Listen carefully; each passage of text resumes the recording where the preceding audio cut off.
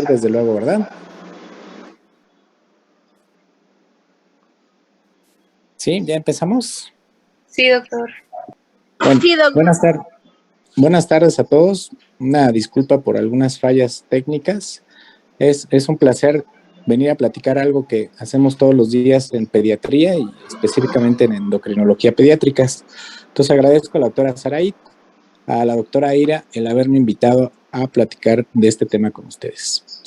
Y si bien a lo mejor no van a ser pediatras, ¿verdad? No van a tener esa fortuna, pero sí van a tener algún hijo de un gran amigo que pueda tener algún problema de crecimiento, o van a tener a un sobrino o inclusive sus mismos hijos, y tenemos que evaluarlos en forma adecuada.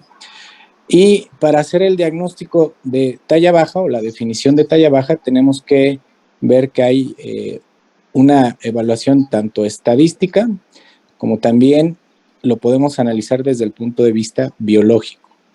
Del punto de vista estadístico, sabemos que si formamos a 100 niños de la misma edad y del mismo género, como en la imagen puros niños, del más chiquito al más grandote, ¿verdad? Tenemos una distribución normal, como la campana de Gauss que ustedes ya conocen, ¿verdad? Y en la cual tenemos algunos puntos de corte, como es abajo de 2 desviaciones estándar, desde el punto de vista estadístico tienen talla baja, o por debajo de la centila 3 tienen talla baja también desde el punto de vista estadístico.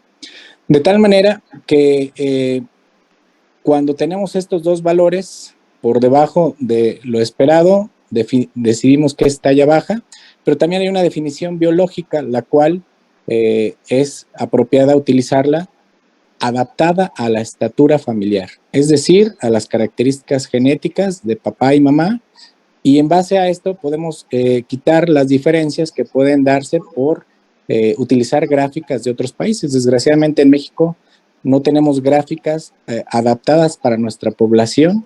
Sí, las más cercanas son las que podemos utilizar de la OMS para poder integrar y analizar el crecimiento de los niños. Otro punto de vista para definir que hay talla baja es que la velocidad de crecimiento, que es un punto muy importante de análisis en la evaluación pediátrica, es que se encuentre esa velocidad, vamos a ver cómo se calcula, por debajo de la centila 10, desde un punto de vista en general, pero nosotros como pediatras somos un poco más estrictos y desde el punto de vista más biológico, todo niño que tenga velocidad de crecimiento menor a la percentila 25, la consideramos que tenga talla baja. Y para hablar del tema, nos vamos a apoyar en una parte, en este libro, que es realizado por uno de nuestros maestros en el Instituto Nacional de Pediatría, el doctor Raúl Calzada León, que él no hizo más que hacer una traducción y adaptación de cómo los textos anglosajones abarcaban este tema, para lo cual es muy importante tener algunas medidas, ¿verdad? Medir lo más precisamente posible la estatura y el peso, y eso graficarlo. Justamente unas herramientas que tenemos como pediatras son las gráficas de crecimiento, y podemos hacer desde aquí dos grandes diferencias. Sabemos que hay más de 2.500 causas de talla baja y es imposible saber o conocerlas todas a cabalidad, por lo cual resulta interesante ir desglosándolas para poder integrar patrones de crecimiento y analizar sus causas, y de esta manera poder ir orientando los estudios y tratamiento en forma más específica. De tal manera que si un niño con una adecuada medida de peso y talla y su graficación adecuada para su género, podemos analizar que si tiene menor peso que la estatura, a eso le llamamos falla de Medro, y puede tener estas alteraciones, que puede ser una alteración en la ingesta calórica o algún otro problema a nivel renal, intestinal o incluso también de la función tiroidea. Y si por otro lado vemos que lo que tiene en mayor déficit es la estatura, a eso le llamamos falla para crecer, y tenemos que determinar dos puntos importantes, digamos que conceptos para evaluar la salud en los niños, que es la velocidad de crecimiento y la edad ósea, es decir, la edad biológica. De tal manera que analizando estos dos valores podemos integrar que hay un patrón intrínseco, que hay un patrón que le llamamos retardado y hay un patrón que le llamamos atenuado. ¿Qué características tiene cada patrón? Bueno, como vemos aquí, tenemos que utilizar la velocidad de crecimiento y la edad ósea. En el patrón intrínseco vemos que la velocidad de crecimiento es normal, la edad ósea es similar a la cronológica, es decir, un niño tiene 5 años de edad cronológica y tiene una edad ósea de 5 años. Y puede haber una pequeña variación de 1 año menos o 1 año más, es decir, más menos 1 año. El patrón retardado es aquel en el cual la velocidad de crecimiento también es normal, pero la edad ósea es menor a ese año de variación que habíamos platicado, es decir, que tuvieran menos 1.5 años o menos en relación a la edad cronológica. Y hay otro patrón que es el atenuado, en el cual definitivamente las dos características, está muy baja su velocidad de crecimiento y también la edad ósea está baja. Tratando de analizar estos tres patrones nos podemos encontrar con algunas causas que podemos ir ya a estudiar en forma más específicas. Sabemos que el patrón intrínseco y el patrón retardado tienen variantes de la normalidad. El patrón intrínseco como la talla baja familiar, el patrón retardado como aquellos niños que tardan más en madurar, pero al final alcanzan una adecuada estatura. Y que el patrón atenuado invariablemente no tiene ninguna variante de la normal, sino todo lo que condicione que tenga una velocidad de crecimiento baja y una edad ósea muy baja, invariablemente obedece a causas graves que han disminuido la expresión de talla en los niños. Habitualmente sí ya vemos enfermedades endócrinas en forma preponderante, como la deficiencia de hormona de crecimiento, hipotiroidismo de larga evolución, síndrome de Cushing, alteraciones en el desarrollo gonadal, una pubertad retrasada muy marcada, algunas enfermedades crónicas severas, enfermedad celíaca, insuficiencia renal, enfermedad inflamatoria intestinal, o también sabemos que por algunos medicamentos puede darse este patrón. De esta forma podemos ir disecando las causas una vez analizada la velocidad de crecimiento, la edad ósea e integrándolos en alguno de estos patrones.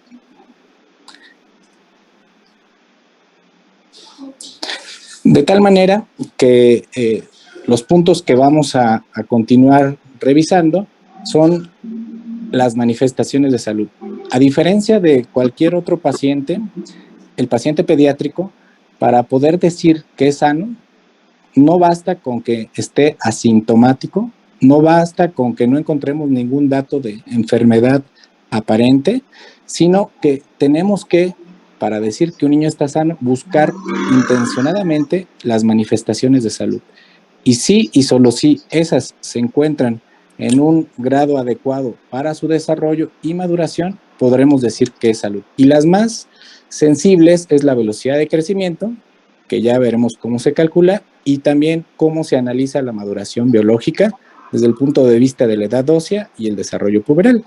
Y con esto, pues el abordaje sindromático de las causas múltiples de talla baja, y también comentaremos qué estudios de laboratorio pueden ser útiles de acuerdo a cada patrón para poder integrar un diagnóstico y por lo tanto un tratamiento.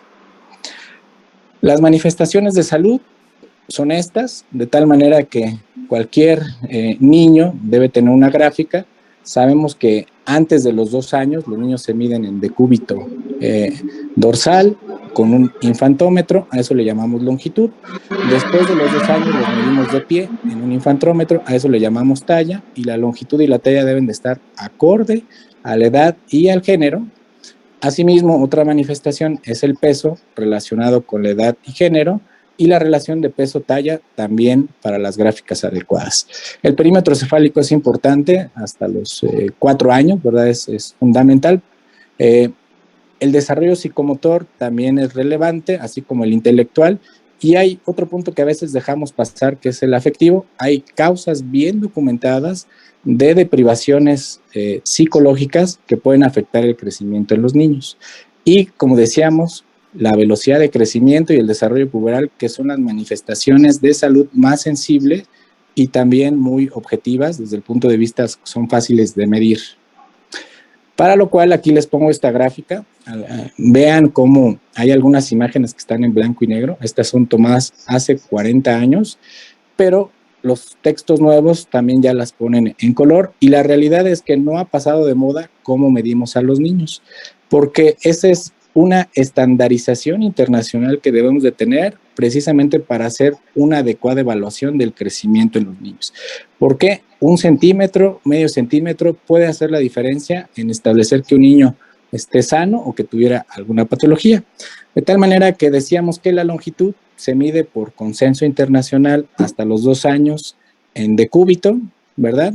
Y para lo cual necesitamos que nos ayude la mamá o alguna enfermera para posicionarlo en una base firme, en contacto ligeramente con su cabeza, con una angulación en la cual el ojo está alineado con el oído a 90 grados sobre la base. A eso le llamamos plano de Frankfurt, como acá está en la imagen, que no me deja ver muy bien aquí la presentación, pero en el punto superior derecho, ahí se ve el plano de Frankfurt, y el observador, el médico, porque también es importante que nosotros como médicos los midamos a los pacientes. Yo mido a todos mis pacientes. Habitualmente cuando los miden las enfermeras están mal medidos, pueden tener una flexión que no es considerada, o los miden con zapatos, o no los miden con las técnicas adecuadas. Tenemos que hacer una extensión gentil, pero que no mueva el pie, y también una angulación de 90 grados para poder identificar la longitud adecuada, que como dijimos, esto es en menores de 2 años, y en mayores de 2 años ya es la talla de pie, una talla de pie también verificando que exista una unión con la base sólida en la espalda en algunos puntos importantes, como es a nivel del talón, a nivel del glúteo, en las escápulas y, como decíamos, el plano de Frankfurt. Una vez tenidas estas medidas, es importante registrarlas, apuntarlas y darle un seguimiento. Una medida aislada tiene poco valor desde el punto de vista clínico, para lo cual nosotros en su forma de registro tenemos varias herramientas. Una de ellas es las gráficas de crecimiento. ¿Cuáles deben de usar? La que ustedes se familiaricen más en su uso, y la que decidan empezar desde el inicio, continuarla para ver efectivamente las variaciones que pueda tener este niño. No es correcto intercalar, utilizar una gráfica del CDC y en la siguiente visita utilizar una de la OMS. No es correcto. Tenemos que utilizar la misma gráfica en el mismo niño para compararlo con él mismo a través del tiempo. Y tenemos gráficas de niñas y de niños de 2 a 20 años, precisamente porque a los 2 años ya se mide de pie, ¿verdad? Y también con relación del peso y talla, donde tendremos que anotar su nombre completo, fecha de nacimiento para calcular la edad cronológica y tratar de analizarla con la biológica. Muy importante, analizar las estaturas de mamá y de papá. Incluso sabemos que cuando analizamos talla baja tenemos que medir a los papás, tenemos que corroborar la estatura. Por lo general, cuando uno le pregunta la estatura a la mamá casi siempre dice que mide 5 o 10 centímetros más, e igual refiere que su esposo o el papá lo ven grandote, y también dan tallas que son habitualmente por arriba de lo real. Por lo tanto, tenemos que medirlas sin zapatos, obviamente, y también consignar la estatura del papá. Entonces, muchas veces no van a consulta a los papás. También sabemos que no es frecuente, que no es infrecuente, que a veces el papá o el esposo no es el papá biológico del niño. Entonces, tenemos que interrogar pidiendo la estatura del padre, y si podemos especificar del padre biológico, para poder hacer un adecuado análisis. Como veremos, son 2 datos importantes para calcular la estatura final que debe de alcanzar un niño. Anotamos la fecha, la edad con meses, el peso, la estatura y el índice de masa corporal. Al reverso de estas gráficas vienen, como les comentaba, este rubro que es la velocidad de crecimiento. Y sabemos que los niños tienen ciertas características de crecimiento. Al momento del nacer, lo normal es que un niño mida en promedio 50 centímetros, ya sea niño o sea niña, y el primer año crecen 25 centímetros. Es decir, el primer año ya deberían de medir 75 centímetros. Del año a los 2 años crecen la mitad de 25, que es 12.5. Y vean cómo a partir de entonces, de los 2 años, la velocidad de crecimiento cada año se crece menos que el anterior y llegan a estabilizarse en la etapa escolar con un promedio de 5 centímetros por año. Posteriormente dan el brote de crecimiento puberal, que es el famoso estirón, para posteriormente tener un crecimiento terminal y alcanzar su estatura final. También es importante consignar el peso y la talla, porque sabemos los niños que tienen sobrepeso, obesidad, habitualmente tienen tallas más altas, o los niños que tienen desnutrición, repercusiones en su talla, tanto para niñas como para niños. Las gráficas, como ven, hay sutiles diferencias. Vemos cómo la gráfica de velocidad en las niñas es un poco diferente a los niños, como analizaremos a continuación. De tal manera que también sabemos que la estatura comparada de niños, es decir, masculinos, con las femeninas de una misma familia, hay estudios donde un médico que recientemente falleció, que es James Tanner, que es como el padre de la endocrinología pediátrica, en los estudios de niños, de hermanos que tenían obviamente la misma mamá y el mismo papá biológicos, analizó e hizo un seguimiento a largo plazo, niños que fueron sanos, y documentó que los niños de una misma familia eran 13 centímetros más grandes que las niñas. Analizando lo siguiente, por ejemplo, veían que la pubertad en las niñas empezaba en promedio a los 10 años y medio, ¿verdad? Tenía una duración de 2 años, a diferencia de los niños, que la pubertad era 2 años más tarde y que duraba más tiempo y con mayor intensidad. Analizando y concluyendo que si vemos la centila 5 de las niñas, está 13 centímetros por debajo de la centila 5 de los niños. Si analizamos lo mismo en la centila 50 de la estatura de las niñas, son 13 centímetros menos que la centila 50 de los niños. Y si comparamos la 95, lo mismo pasa en relación con los niños. Las niñas de una misma familia son en promedio 13 centímetros más bajas que los niños de esa misma familia. Y aquí podemos ver más a detalle la comparación de la velocidad de crecimiento, ¿verdad? Vemos cómo el crecimiento es más tardío en los niños, 2 años en promedio, ¿verdad? Y el estirón puberal es mucho más alto que en las niñas y también el crecimiento terminal mucho más duradero. Y me gustaría que analizaran y se quedaran un momento en la mente esta línea de la centila 50 de la velocidad de crecimiento y vamos a trasladarla, vamos a traslaparla aquí comparándola con la velocidad de crecimiento en los niños, ¿verdad? Esto sería, y si las queremos comparar a detalle, vemos que un niño empieza ese estirón 2 años más tarde, y si la velocidad de crecimiento normal la consideramos desde un punto de vista biológico, que es arriba de la centila 25, y en esos 2 años lo adecuado es que crezcan 5 centímetros por año, veremos lo siguiente. Vemos que un niño entonces inicia ese estirón puberal con 10 centímetros más de crecimiento inicial antes de la pubertad, que es este.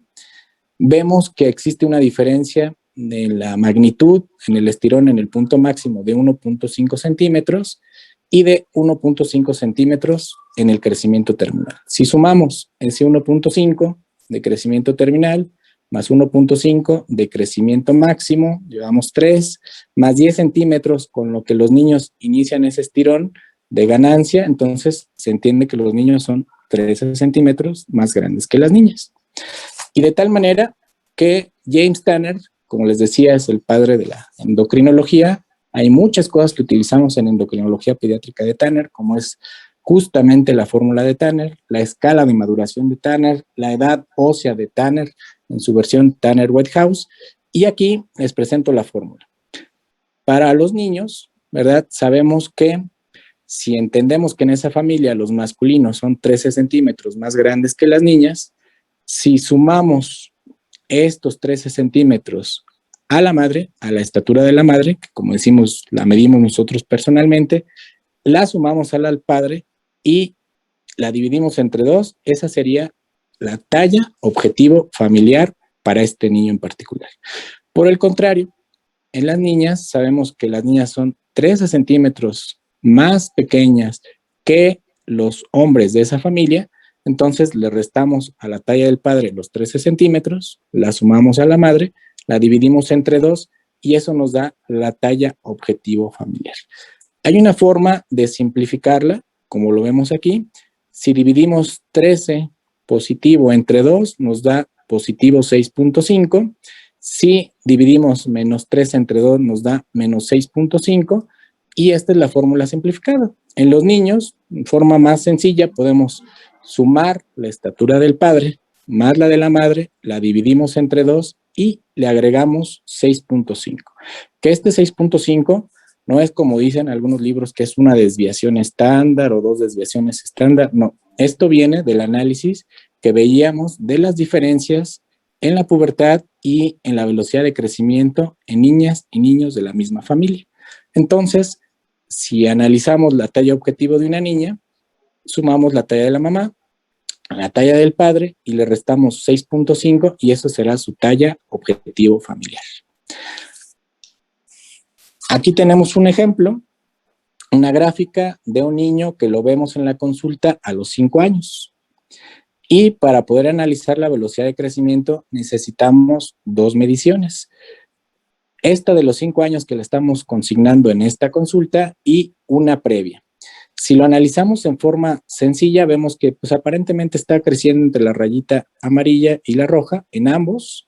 Esta es la centila 25, esta es la centila 50, y pudiéramos decir que va en el mismo carril y que aparentemente todo va bien.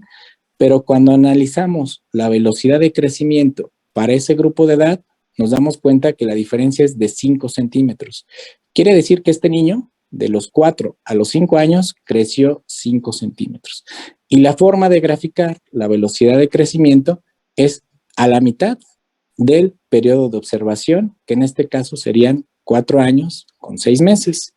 Y si bien pareciera que va creciendo por la centila arriba de la centila 3, incluso entre la 25 y la 50, vemos que en la velocidad de crecimiento, cuando la graficamos, decíamos que se grafica a la mitad del periodo de observación, es decir, entre los 4 y 5 años, y creció 5 centímetros en ese año, vemos que está por debajo de la centila 25 e incluso por debajo de la centila 10, y este niño, aunque aparentemente va por un crecimiento adecuado, tiene una velocidad baja, por lo cual tenemos que estudiar cuál es la causa de esta velocidad para analizar si presenta un padecimiento que puede estar en etapas subclínicas y dar muy pocas manifestaciones o ninguna, pero que de persistir va a repercutir en su estatura final.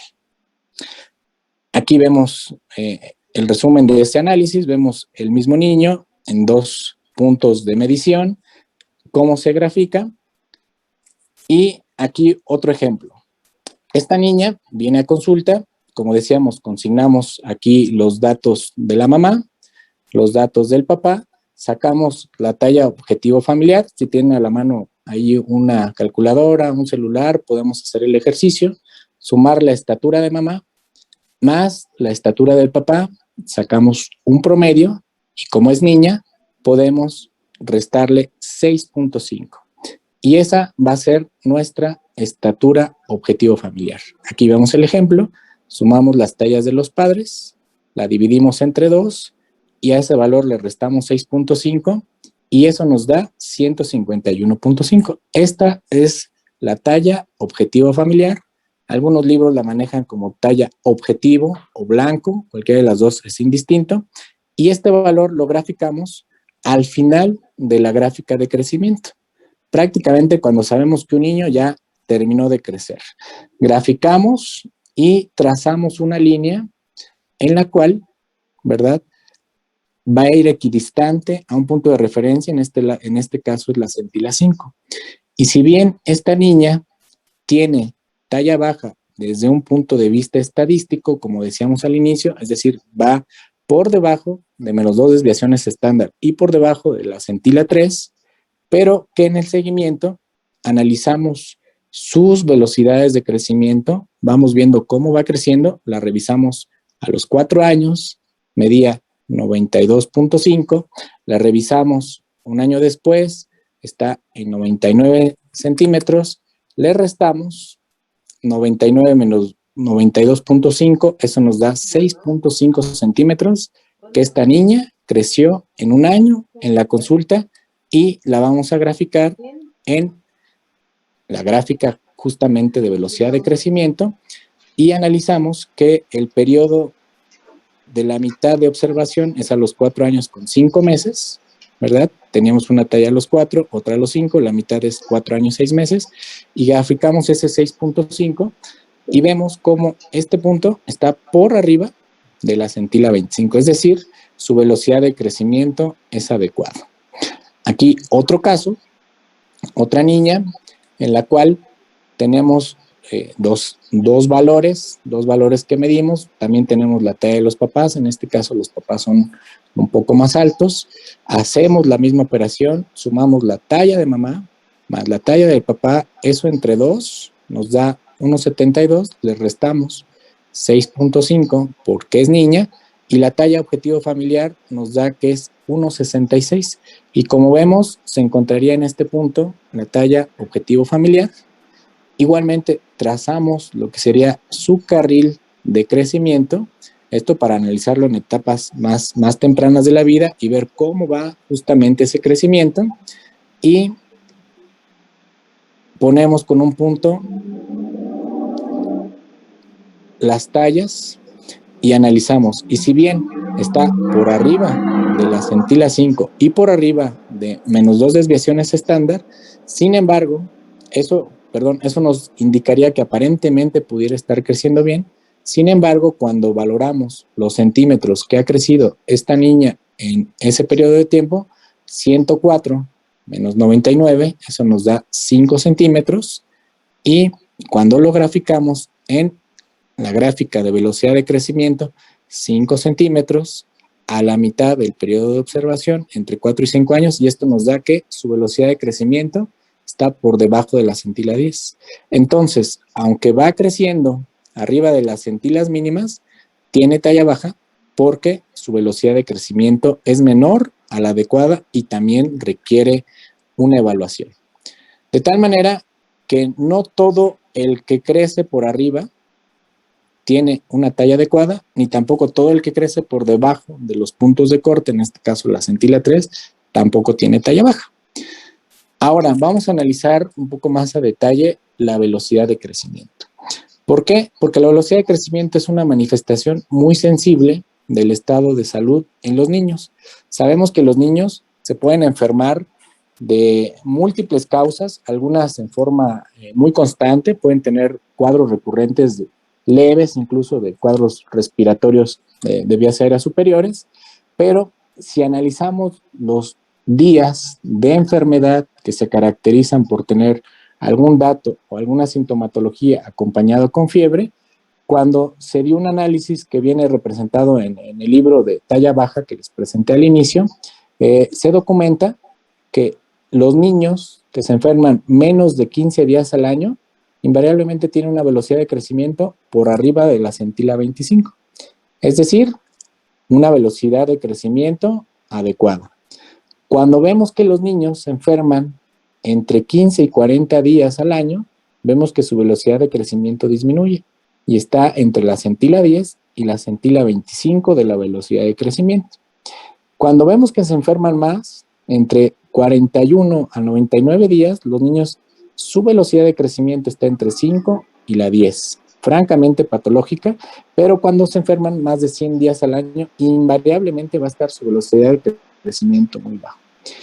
Por lo tanto, los días de enfermedad son muy importantes, y no todas son causas endocrinológicas, sino son muchas causas, inclusive algunas anemias muy leves subclínicas, que pueden dar repercusiones y pueden condicionar que se enfermen más frecuente, y al enfermarse más frecuente, pues su velocidad de crecimiento baja, y esto les condiciona una menor expresión y por lo tanto un pronóstico de talla final menor al esperado para sus características genéticas. La velocidad de crecimiento también nos indica que se tiene que medir en un año. ¿Por qué en un año?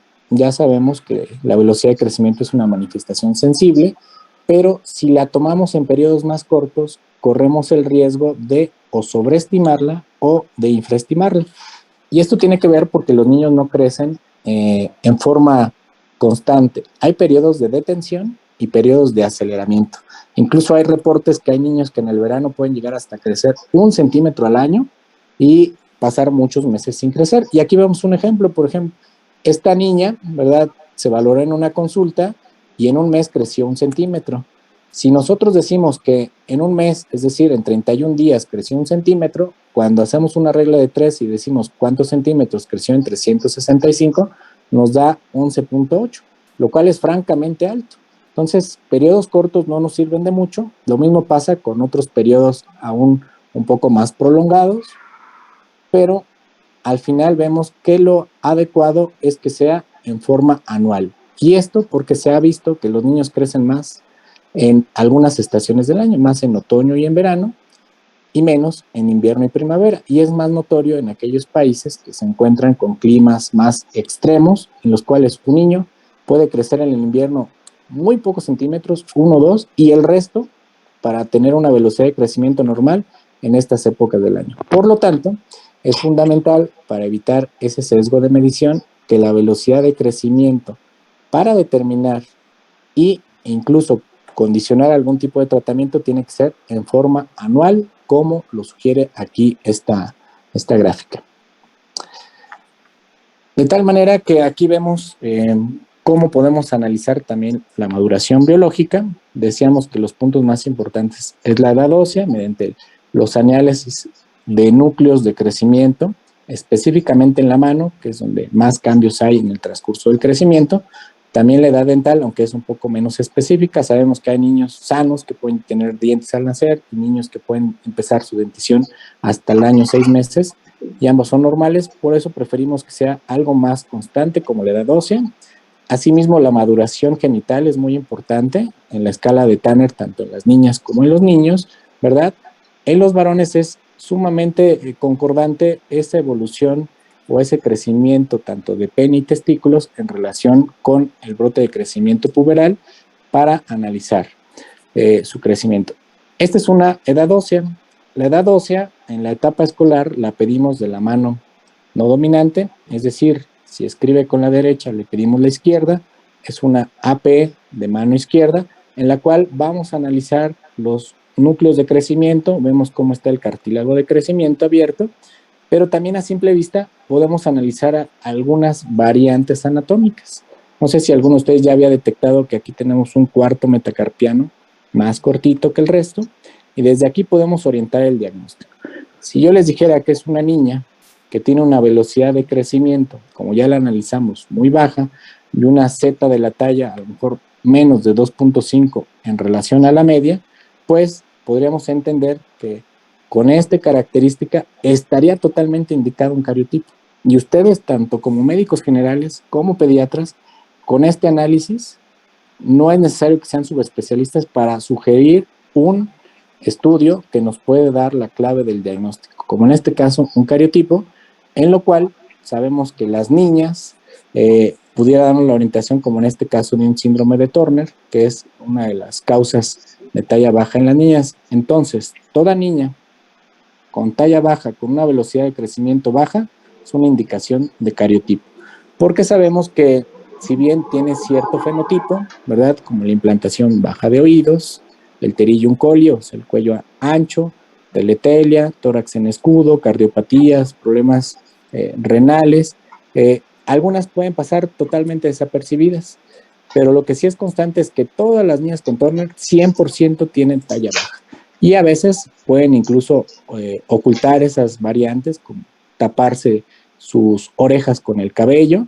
Ya nos pasó en la consulta externa una niña que llevaba aproximadamente 10 consultas en pediatría, hasta que la enviaron a endocrinología pediátrica con nosotros, vimos la talla, revisamos y pues tenía algunos datos de síndrome de Turner, vimos una edad ósea con ese acortamiento del cuarto metacarpiano, solicitamos un cariotipo y pues tenemos el diagnóstico y ya también sabemos el tratamiento. De tal manera que en las niñas, el mensaje para llevar es que en las niñas con talla baja y velocidad de crecimiento baja requieren cariotipo. Para analizar la edad ósea hay varias formas. Esta es una de las más frecuentes, que es simplemente unas laminillas, donde viene la edad ósea, en este caso es para mujeres, y donde vienen algunos núcleos que son como la pauta, la clave a cada edad, ¿verdad? Que son las que tenemos que comparar con la radiografía de mano de nuestro paciente. Cuando las analizamos, volvemos a verificar que la misma edad ósea está, la misma grado de maduración, está en una diferencia de 2 años. Por ejemplo, aquí una niña de 9 y tiene el mismo grado de maduración en los niños de 11. Decíamos que los niños, en promedio, maduran 2 años más tarde que las niñas. Lo mismo pasa en otras edades, de tal manera que las niñas terminan su crecimiento pues, 2 años antes que los niños en promedio.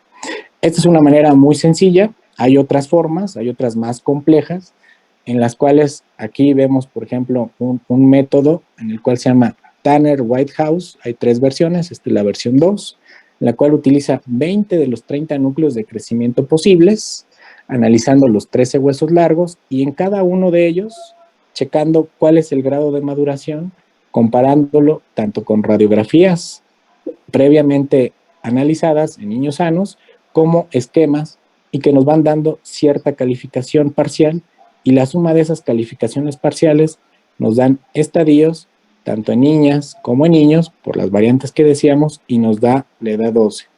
Este es un método un poco más complejo, pero más preciso que el método anterior. Este se llama Gruelich and Pyle, que es solamente comparar en forma rápida los puntos claves del crecimiento, y esta es un poco más analítica. Recientemente hay otros métodos, ¿verdad? Como el Bone Expert, en el cual se analizan puntos más específicos de huesos largos, huesos cortos, y que de acuerdo a los algoritmos y las bases de datos previamente establecidas nos dan una edad ósea un poco más específica, que disminuye la variación intraobservador, ¿verdad? E interobservador. Es decir, que yo vea una edad de ciertas características y que otra persona vea otra en la misma radiografía diferente. Esto disminuye un poco este sesgo, cada vez está más en algunos centros de atención específica de talla baja, incluso en línea. Si ustedes tienen una radiografía de algún paciente, la pueden poner en línea y con 15 euros ustedes ya tienen su resultado de edad ósea. La edad ósea en otras etapas de la vida también se puede analizar en otras partes, por ejemplo en la rodilla. Y aquí tenemos el caso de un paciente que, si nosotros sabemos que el núcleo de crecimiento, el núcleo de osificación de la rótula en los niños se presenta a partir de la semana 36 de gestación, y este niño es a término y no la tiene, existió algo que impidió su maduración, por lo tanto tiene una edad ósea desde etapas tan tempranas como el recién nacido. En este caso, este niño tenía hipotiroidismo congénito. Otro punto para valorar la maduración en los niños, decíamos que es el volumen testicular, dado que el crecimiento va en una concordancia y una relación de hasta un 95% con edad de maduración esquelética. Entonces, sumando la edad ósea más esta valoración nos puede dar una idea de cómo está el crecimiento, en este caso en los niños. Para analizar el volumen testicular, utilizamos aquí estas... hay 2 tipos de instrumentos que podemos utilizar. Este es el orquidómetro precisamente de Prader, que es su creador, en el cual vemos cómo tiene algunas esferas en las cuales pueden ser de diferentes materiales, pero que vemos que tienen incluso colores. Este color marca el inicio de la pubertad y en cada uno marca el volumen testicular, y simplemente se compara con el testículo de nuestro paciente y nos va dando el volumen. Esto es importante saberlo porque los niños, a partir de que tienen un volumen testicular de 4 centímetros cúbicos, inician la pubertad. Antes de los 4 son prepuberales. Esta es pregunta del ENARM, ¿verdad? Estar atentos. Y a partir de aquí vemos que las etapas de Tanner en relación al desarrollo testicular se clasifican de la siguiente manera. Etapa 1, cuando es menos de 4 centímetros. Etapa 2, de 4 a 6. Etapa 3, de 6 a 12. Etapa 4, de 12 a 16. Y la etapa 5, de 16 en adelante. Esto es relevante porque los niños presentan el pico de crecimiento cuando llegan en la etapa 4. Entonces, analizar esto nos da una orientación precisa de que la velocidad debe coincidir con su maduración para analizar su estatura. Hay otros métodos, aquí también tuve la fortuna de que fue mi maestro, el doctor Carlos Robles. Él en el Instituto Nacional de Pediatría inventó una planilla en la cual adaptó para que se midieran los volúmenes, analizando el testículo, colocándolo a la mitad de esta plantilla, y ya sea que o cabe perfectamente, o queda chico, o queda grande. Y en base a esto podemos ir analizando en forma más objetiva cómo va el crecimiento en cada consulta de los niños. Y decíamos que cuando llega a 4 centímetros es cuando inicia la pubertad. El desarrollo mamario también es fundamental en las niñas, ¿verdad? Sabemos que la etapa de Tanner 1 es cuando presente no hay ningún desarrollo mamario, no se palpa ningún nódulo por debajo de la areola. Sabemos que algunas niñas, es poco frecuente, pueden llegar a tener algún crecimiento mamario. Lo más frecuente es que sea después de los 8 años. Si tienen un crecimiento mamario antes de los 8 años, con una edad ósea adelantada, con cambios en su carácter, pues habrá que estudiar o una pubertad precoz, por ejemplo, si se acompaña con una velocidad muy acelerada de crecimiento. Por eso es importante revisarlas también, porque sabemos que cuando llegan a la etapa 3, decíamos que en los niños, en la etapa 4, el volumen testicular dan el estirón, las niñas lo hacen antes y en la etapa 3. Y cuando llegan a la etapa 4, es cuando ya hay presencia de corpúsculos, como vemos en el borde de la areola, y las niñas correlacionan esa presencia de Tanner 4 con la menstruación. Y sabemos que las niñas, cuando menstruan, están terminando de crecer. Había algunas creencias de que no, cuando menstruan es cuando van a dar el crecimiento. No, la realidad es que ya dieron el estirón y cuando menstruan, las niñas prácticamente terminan de crecer. Algunas pueden tener una variación, pero en general una niña que menstrua puede crecer en promedio 5 centímetros más para alcanzar su talla final. Y posteriormente, pues la talla, el Tanner en etapa 5, que prácticamente ya es el estadio de adulto. Decíamos que en los niños el volumen testicular correlaciona muy bien con la maduración. Nuevamente, para repasar, menos de 4 centímetros, etapa 1, de 4 a 6 centímetros, etapa 2, de 6 a 2, etapa 3, etapa 4, de 12 a 16, que es cuando dan el estirón, y arriba de 16 ya el estadio de adultos.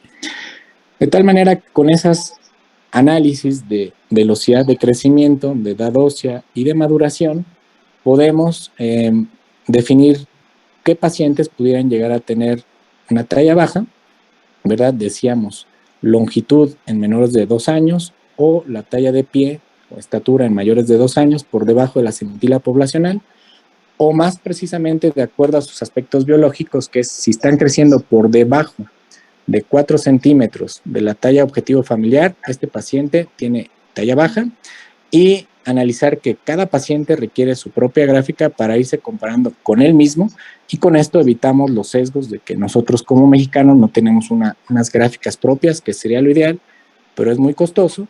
Sin embargo, nos podemos adaptar con las más cercanas, que son las gráficas de la OMS. Decíamos que vamos a analizar todas esas muchas causas de talla baja, integrarlas, ¿verdad?, con un abordaje sindromático, tratando de integrar ya sea el patrón intrínseco, retardado o atenuado, hasta como mnemotecnia, ¿no?, la ira. Y para lo cual tenemos que analizar, decíamos, edad ósea y velocidad de crecimiento. Ya sabemos cómo lo analizamos, en las diapositivas previas lo vimos, y si tenemos un paciente con talla baja y una edad ósea igual a la cronológica y una velocidad de crecimiento mayor a la centila 25, pues este paciente tendrá un patrón intrínseco y veremos sus causas que lo condicionan. Si tiene una edad ósea que está igual a la cronológica y una velocidad de crecimiento arriba de la centila 25, entonces será un patrón retardado. Si vemos que la edad ósea está francamente baja y la velocidad de crecimiento está baja, menor a la centila 25, entonces este tiene un patrón atenuado. Y también sabíamos que estos dos patrones pueden tener variantes de lo normal una vez descartado las patologías, y el patrón atenuado invariablemente tiene una causa patológica. De tal manera que una vez integrado qué patrón de crecimiento, podemos ir buscando algunas causas. Si la longitud al nacimiento es baja, ¿verdad? Entiéndase por baja, menos de 2 desviaciones estándar, hay gráficas específicas, pero para analizarlo en forma práctica, todo niño que mida a término menos de 48 centímetros y que pese a término menos de 2.500 tiene retraso de crecimiento intrauterino hasta no demostrar lo contrario. Y esto es importante porque al 70% de estos niños pueden recuperar su estatura en los próximos 2 años, pero hay un 30% nada despreciable que no lo recupera, y que si no se recupera, pues es una talla que no va a recuperar, al menos que tengamos un tratamiento adecuado y precoz con hormona de crecimiento para mantener una adecuada velocidad y condicionar que pues, su estatura final se acerque. Pero fíjense cómo desde el nacimiento podemos integrar algunos diagnósticos y iniciar tratamiento en etapas muy tempranas. El retraso de crecimiento, las guías americanas comentan que si no recupera, es decir, ese 30% que no recuperó, pueden utilizar hormona de crecimiento desde los 2 años. Las guías europeas, un poco más conservadoras, dicen que a partir de los 4. Si esta longitud es menor al nacer, menor de 48 decíamos, y tiene alguna alteración fenotípica que nos indique que puede ser algún síndrome genético, pues tendríamos que tomar estudios específicos o enviarlo a genética para su valoración. Incluso también con valoraciones óseas que nos orienten, incluso a displasias esqueléticas, que de estas también hay 400 tipos que condicionan talla baja. De tal manera que englobándolos nos podemos orientar mejor. Si la longitud al nacimiento es normal, es decir, 50 o más centímetros, y su peso más de 2.500 si fue a término, si la talla está adecuada para la familia, bueno, pues puede tratarse de una causa fisiológica siempre y cuando descartemos lo orgánico, ¿verdad? Para poderlo analizar. El patrón retardado, ¿verdad? Este nos indica que puede existir en el momento o en etapas anteriores alguna enfermedad que incluso puede ser muy leve, muy subclínica, pero está condicionando que la velocidad de crecimiento, si bien está normal, la edad ósea se está retrasando y puede llegar a no ser tan adecuada o adaptarse para un pronóstico de talla final. Y por lo tanto tenemos que buscar algunas afecciones que pueden ser muy leves, desde algunas anemias, como incluso anemia microcítica hipocrómica por hierro, que en algunos estados de la República todavía es frecuente, algunas parasitosis que también a veces no tratamos y que podrían ser del rubro del médico general o del pediatra, pero a veces sí, invariablemente pueden llegar hasta el tercer nivel cuando se pudo haber resuelto antes con menor complicación para los pacientes. También decíamos que este patrón puede tener una variante normal, como es el retraso constitucional del crecimiento, en el cual tiene una talla normal al nacer, sus proporciones corporales son adecuadas y las características es que es una maduración lenta muy similar a los antecedentes familiares. Y puede ser el caso de un niño que pues tiene una cara como de un niño menor, ¿verdad? Adolescentes a veces de 15 años tienen carita como de 12, 11 años, ¿verdad?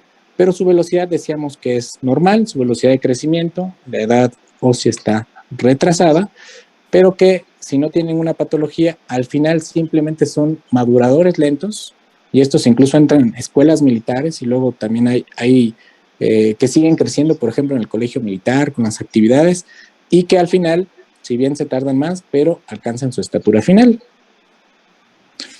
Esta es la gráfica característica del patrón retardado. A partir de los 2 años empiezan a disminuir el carril por el cual van creciendo, mantienen su velocidad de crecimiento normal, su edad ósea retrasada. Si analizamos, vean, las edades óseas son paralelas y esto nos sirve para analizar que el pronóstico de talla final va más en relación con la maduración biológica, que la vemos con la edad ósea o con el desarrollo puberal, más que con la edad cronológica. Dicho de otra manera, por ejemplo, este niño puede tener 10 años, esta niña, perdón, puede tener 10 años, pero sus huesos pueden estar de 7, y si tiene una velocidad de crecimiento normal, a veces su estirón puberal es un poco más tardado que sus pares, pero al final alcanzan la estatura adecuada final para su edad. En relación a los estudios, aquí me voy a permitir analizar una biometría hemática, porque es algo que tenemos accesible y que a veces nada más checamos leucocitos rápidamente, hemoglobina y ya, carpetazo. Pero si nos ponemos a analizarlas a detalle, podemos identificar algunas situaciones, ya sabiendo el análisis de la etapa del desarrollo. Si bien hay gráficas específicas para las edades, tenemos que considerar también el desarrollo de maduración, ¿verdad? Porque en niños que tienen, por ejemplo, un Tanner 3, puede considerarse anemia cuando está a menos de 2.5, es decir, adaptado este valor para su maduración, ¿verdad? Lo mismo pasa con las niñas. Y vemos que cuando hay anemia leve, incluso sin signos, puede disminuir la velocidad de crecimiento. O si está un poco más afectada, pues obviamente disminuirá más la velocidad de crecimiento. De tal manera que es fundamental hacer un análisis un poco más concienzudo de estudios que tenemos a la mano, ¿verdad? Como las químicas básicas, como en este caso una biometría hemática, para detectar causas sutiles como las deficiencias de hierro y poder dar un tratamiento adecuado, y con eso recuperan. Cuando esta es la causa de una velocidad de crecimiento baja y por lo tanto de talla baja, un tratamiento adecuado pues nos puede orientar a recuperar a ese paciente, ¿verdad? Y de esta manera resolvemos su problema. Hay aquí algunas otras causas que podemos ir identificando tan solo con una biometría hemática. El patrón atenuado, decíamos que invariablemente tiene una patología, ¿verdad? Y esta patología vemos que el patrón atenuado se caracteriza por tener talla baja, velocidad de crecimiento baja, una edad ósea muy retrasada, pero no compensa para tener una talla final adecuada. Y estas invariablemente se debe a alguna enfermedad y pueden ser más graves algunas displasias como hipocondroplasia o acondroplasia, inclusive hipotiroidismos de larga evolución, raquitismo, el uso de medicamentos o algunas enfermedades crónicas con afección moderada e intensa, como la deficiencia de hormona de crecimiento, hipogonadismo o hipercortisolismo. Esta es la que sí vemos con más frecuencia en endocrinología. Si notan, las previas, el patrón intrínseco y retardado, a veces pudiera ser con un adecuado abordaje detectar causas pediátricas no necesariamente endocrinológicas. Y estos sí son susceptibles de tratamiento endocrinológico. Esta es la gráfica de un paciente, de una niña, también con un patrón retardado. Atenuado. A diferencia del retardado, vemos cómo la edad ósea no alcanza a compensar, aunque está retrasada, pero no alcanza a compensar la talla objetivo familiar. Y se queda muy por debajo de lo esperado, con una velocidad de crecimiento muy lenta, y por lo tanto, hasta que no instauremos un tratamiento adecuado en relación a la causa que lo condiciona, pues podrá recuperar su velocidad de crecimiento. Y aquí un ejemplo. Aquí tenemos una niña que consignamos, esta es la gráfica que todo paciente que entra al consultorio se lleva, porque debe de analizarse en forma longitudinal. Y vemos aquí una niña, vean, la conocimos, en la cual prácticamente a los 5 años tenía una velocidad de crecimiento entre los 4 y los 5 prácticamente en 0. Se hizo los estudios, documentamos que tenía una hipoplasia hipoficiaria, por lo tanto deficiencia de hormona de crecimiento. También tenía deficiencia de TSH, entonces tenía panhipopituitarismo por deficiencia de hormonas tiroideas, por deficiencia de TSH, deficiencia de GH. Establecimos tratamiento y vean el sorprendente recuperación, tanto con tratamiento con hormona tiroideas y hormona de crecimiento. Este paciente, de no haberse tratado, sí va a tener un pronóstico de talla muy bajo. El patrón atenuado, como decíamos, es la forma de hacer el abordaje. Hay otras, inclusive enfermedades que pueden ser más frecuentes, pero que si no las diagnosticamos a tiempo, pueden condicionar a largo plazo ese patrón atenuado que vemos, y por lo tanto pues hay que tratarlas. En relación a las displasias óseas, pues hay que hacer una valoración concienzuda radiológica prácticamente de todo el cuerpo. A veces hasta los técnicos en rayos X se sorprenden de toda la radiación, pero es necesaria en aquellos pacientes con talla baja y que sus proporciones no sean adecuadas para su edad y género, y por lo tanto estos estudios nos pueden orientar a que puede ser una causa intrínseca del hueso, ¿verdad? Una alteración estructural del hueso, puede ser las displasias óseas, y algunas de ellas, lo relevante de esto es que ya pueden ser susceptibles de tratamiento con hormona de crecimiento con adecuados resultados. Aquí un esquema muy simplificado de cómo funciona la hormona de crecimiento. El siguiente va a venir un poco más completo. Vemos cómo en la adenohipófisis se produce hormona de crecimiento y esta puede actuar de dos formas: directamente en el hueso, en el cartílago de crecimiento, o más frecuentemente a través del hígado, produciendo algunas proteínas como este que es factor de crecimiento similar a la insulina. Hay varios tipos, este es el 1 y es el que realmente condiciona el crecimiento en forma más importante.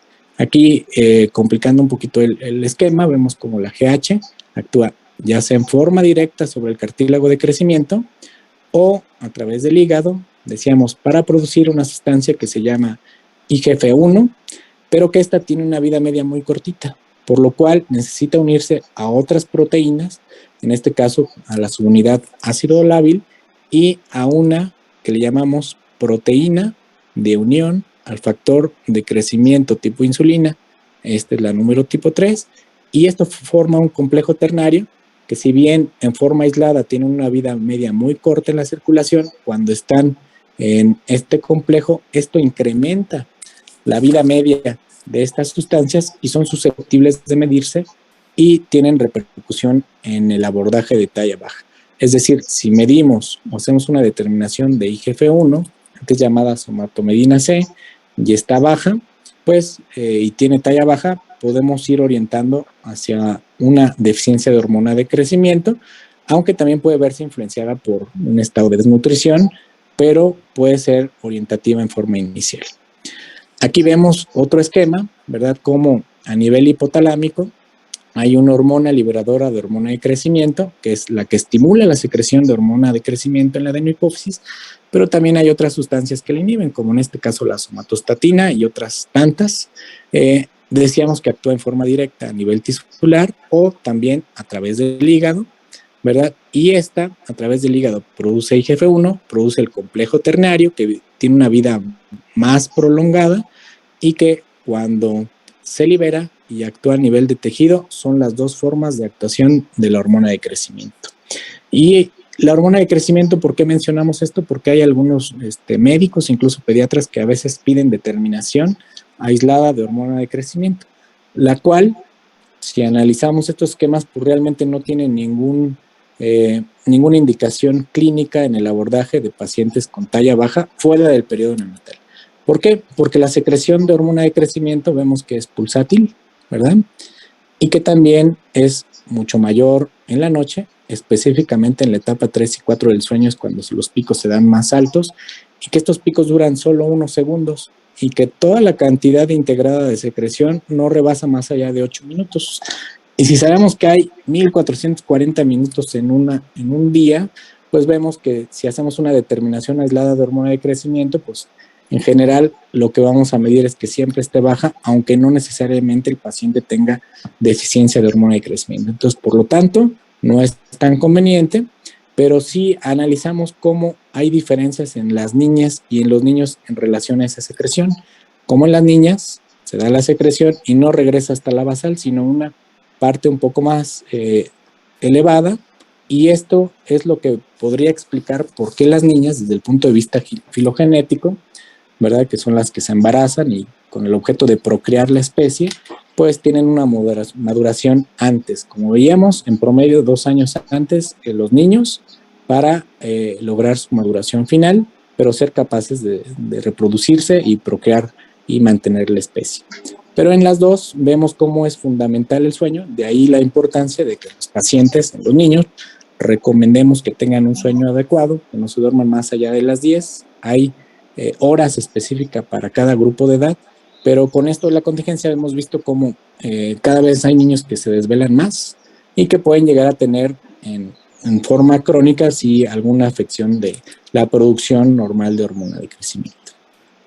Aquí les comento otro esquema que también es la otra forma de abordar talla baja, ya decíamos que por medio de los patrones, y este es haciendo este algoritmo. Más que decir cuál es mejor que otro, la realidad es que son complementarios.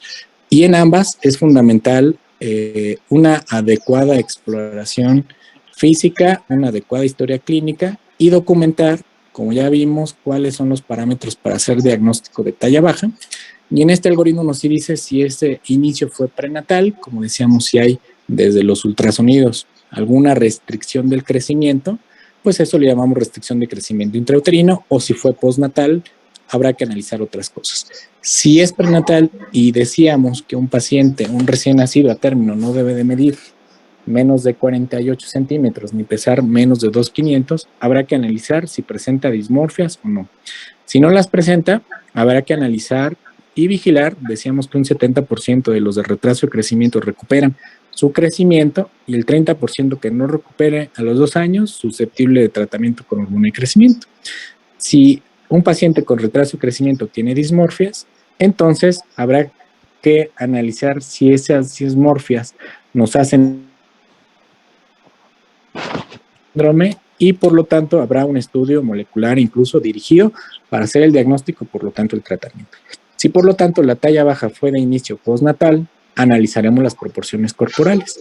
Si están desproporcionadas, hay que hacer el análisis de rayos X como en el caso de las displasias óseas y eso nos puede orientar a una displasia ósea susceptible de tratamiento médico, o si las proporciones son normales, pues hay que analizar si tienen datos de alguna patología específica. Si es así, sus exámenes irán dirigidos y con esto tendremos un diagnóstico y por lo tanto también susceptibles de tratamiento. Si no hay datos de una patología, pues habrá que hacer exámenes más generales y aquí es donde determinamos algunos estudios como el que les comentaba del factor de crecimiento tipo insulina o somatomedina C, y en algunos que aún estando bien o inclusive esté muy bajo o nos queda la duda, podemos hacer un test de estimulación de hormona de crecimiento, que decíamos que en forma basal se produce en poca cantidad. Hay muchos test avalados, el más adecuado es que se genera hipoglucemia con insulina, y recordemos que la hormona de crecimiento es una hormona contrarreguladora. Entonces, al inducir hipoglucemia, lo esperado es que tengamos una respuesta de la hormona contrarreguladora tratando de compensar esa hipoglucemia, y si está arriba de 7, pues decimos que el paciente produce hormona de crecimiento en forma normal, y si es normal, pues entonces la talla baja puede ser idiopática, ¿verdad? Y algunas de estas causas ya se están tratando con hormona de crecimiento. Y si es anormal, tenemos que valorar si no tiene alguna deficiencia de hormona agregada y también susceptible de tratamiento específico. Entonces, este es el otro algoritmo complementario a la valoración de los patrones de crecimiento para integrar entidades sindromáticas. Ya vamos a acabar. ¿Qué estudio solicitar? Pues realmente, como veíamos en el esquema previo, estará dependiendo de las características clínicas del paciente. Decíamos que una niña con talla baja, velocidad de crecimiento bajo, pues no tenemos por qué retrasar el cariotipo, ¿verdad? Algunos otros tendrán análisis más básicos. En el caso de un patrón, decíamos intrínseco, podemos ver y retardado alguna biometría hemática para descartar anemias que son muy sutiles, algunas alteraciones como la gasometría venosa para descartar acidosis tubulares renales, infecciones de vías urinarias, y será identificando para cada paciente y su cuadro clínico los estudios que necesitamos. De tal manera, para terminar, me gustaría concluir que pues sabemos que todos los niños deben de tener su gráfica de crecimiento, que no debemos desaprovechar cada consulta para registrarlas y registrarlas en la forma más precisa para poder tener a lo largo del tiempo una evaluación de su crecimiento y detectar en forma muy oportuna cualquier alteración en la velocidad de crecimiento y por lo tanto en la altura. También sabemos que una gran mayoría de los niños que tienen talla baja pues podrán tener unas variantes normales del crecimiento, aunque este es un diagnóstico de exclusión. Hay que descartar cualquier patología, buscar las manifestaciones de salud, como en cualquier otro padecimiento fundamental, historia clínica, analizando las tallas de los papás, detectando cambios sutiles en la exploración para detectar posibles alteraciones sindromáticas. Hay que saber analizar la talla objetivo familiar, ya lo vimos, hemos hecho talleres incluso practicándolo, espero que lo hayan practicado, y si hay dudas, pues lo repasen en la presentación. El uso adecuado de las gráficas de crecimiento con las que ustedes se identifiquen más, se familiaricen más. Calculamos la velocidad de crecimiento, ya vimos cómo la registramos. Todas las niñas con talla baja requieren su cariotipo y bueno, en aquellos pacientes que una vez ustedes tengan su valoración, tener una referencia oportuna. Porque hemos tenido también el caso extremo, incluso hijos e hijas de médicos, compañeros, ¿verdad? Que piensan que la niña va bien, perfecto, y menstrua, y pum, se queda chiquita y ya no las lleva a los 14 años, a los 15 años, cuando prácticamente tienen cierre de cartílago de crecimiento y pues ya no podemos hacer, ya no son candidatas al uso de tratamiento con hormona, ¿no? Por lo tanto, con esta diapositiva concluimos y ahorita me pongo en coordinación para ver si seguimos con la de alteraciones en la función tiroidea. Les agradezco su atención.